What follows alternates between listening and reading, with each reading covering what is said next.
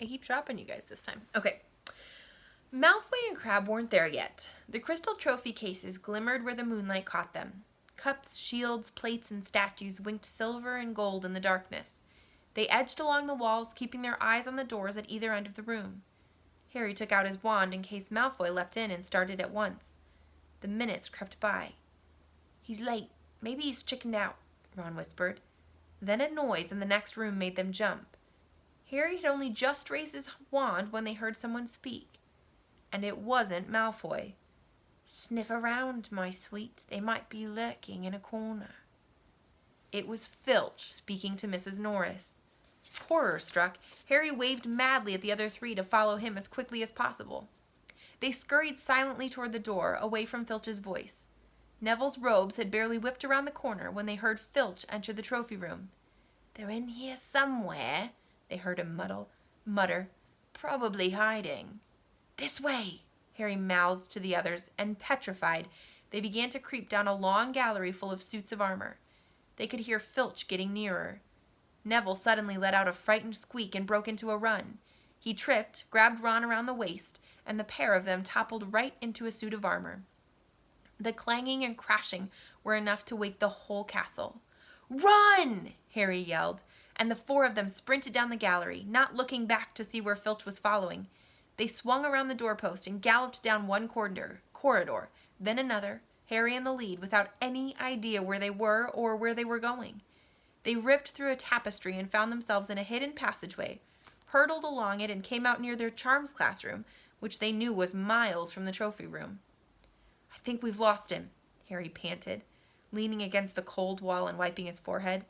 Neville was bent double, wheezing and spluttering. "I told you," Hermione gasped, clutching at the stitch in her chest. "I told you." "We've got to get back to Gryffindor Tower," said Ron, "quickly as possible."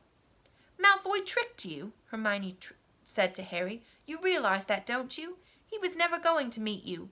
Filch knew someone was going to be in the trophy room. Malfoy must have tipped him off." Harry thought she was probably right, but he wasn't going to tell her that. "Let's go." It wasn't going to be that simple. They hadn't gone more than a dozen paces when a doorknob rattled and something came shooting out of a classroom in front of them. It was Peeves. He caught sight of them and gave a squeal of delight. "Shut up, Peeves, please, you'll get us thrown out." Peeves cackled. "Wandering around at midnight, ickle firsties. Tut, tut, tut. Naughty, naughty, you'll get caughty." "Not if you don't give us away, Peeves, please." "Should tell Filch I should," said Peeves in a saintly voice, but his eyes glittered wickedly. "It's for your own good, you know." "Get out of the way," snapped Ron, taking a swipe at Peeves. This was a big mistake. "Students out of bed!" Peeves bellowed. "Students out of bed down the charms corridor!" Ducking under Peeves, they ran for their lives right to the end of the corridor, where they slammed into a door. And it was locked. "This is it," Ron moaned as they pushed helplessly at the door. "We're done for. This is the end." They could hear footsteps, Filch running as fast as he could towards Peeves' shouts. "Oh, move over," Hermione snarled. She grabbed Harry's wand, tapped the lock, and whispered, "Alohomora." The lock clicked and the door swung open. They piled through it, shut it quickly, and pressed their ears against it, listening. "Which way did they go, Peeves?" Filch was saying. "Quick, tell me." "Say, please." "Don't mess with me, Peeves. Now where did they go?" "Shan't say nothing if you don't say please," said Peeves in his annoying sing-song voice.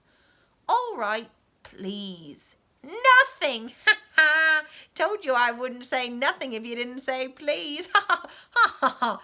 And they heard the sound of Peeves whooshing away and Filch cursing in rage.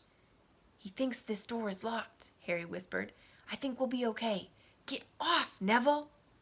For Neville had been tugging on the sleeve of Harry's bathrobe for the last minute. What?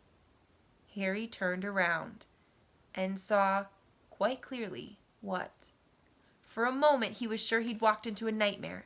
This was too much, on top of everything that had happened so far. They weren't in a room, as he had supposed. They were in a corridor.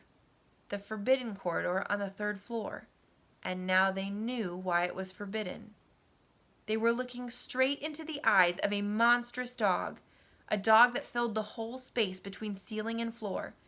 It had 3 heads, 3 pairs of rolling mad eyes, 3 noses twitching and quivering in their direction, 3 drooling mouths, saliva hanging in slippery ropes from yellowish fangs. It was standing quite still, all 6 eyes still staring at them, and Harry knew that the only reason they weren't already dead was that their sudden appearance had taken it by surprise. But it was quickly getting over that. There was no mistaking what those thunderous growls meant. Harry groped for the doorknob. Between Filch and death, he would take Filch. They fell backward. Harry slammed the door shut and they ran. They almost flew back down the corridor. Filch must have hurried off to look for them somewhere else, because they didn't see him anywhere. But they hardly cared. All they wanted to do was put as much space as possible between them and that monster. They didn't stop running until they reached the portrait of the fat lady on the 7th floor. "Where on earth have you all been?" she asked, looking at their bathrobes hanging off their shoulders and their flushed, sweaty faces. "Never mind that. Pig snout, panted Harry, and the portrait flung forward. They scrambled into the common room and collapsed, trembling, into armchairs. It was a while before any of them said anything. Neville, indeed, looked as if he would never speak again. "What do they think they're doing, keeping a thing like that locked up in a school?" said Ron finally. "If any dog needs exercise, that one does." Hermione had got both her breath and her bad temper back again. "You don't use your eyes, any of you, do you?" she snapped. "Didn't you see what it was standing on?" "The floor," Harry suggested. "I wasn't looking at its feet. I was too busy with its head." "No, not the floor. It was standing on a trap door. It's obviously guarding something." She stood up, glaring at them. "I hope you're pleased with yourselves. We could have all been killed, or worse, expelled. Now, if you don't mind, I'm going to bed." Ron stared after her, his mouth open. "No, we don't mind," he said.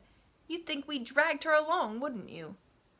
But Hermione had given Harry something else to think about as he climbed back into bed. The dog was guarding something. What had Hagrid said?